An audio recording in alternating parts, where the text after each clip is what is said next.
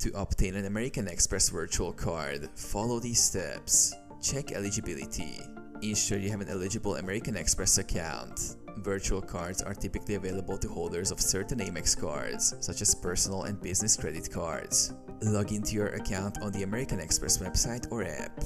Access the virtual card feature. Once logged in, navigate to the account services or card section. Look for an option that mentions virtual card numbers or shop save.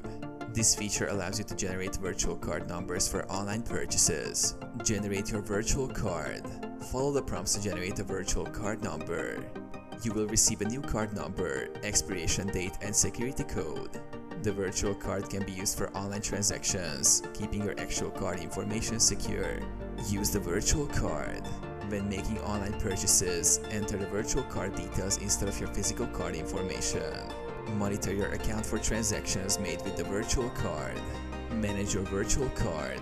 You can create multiple virtual cards for different merchants and manage them through your American Express account.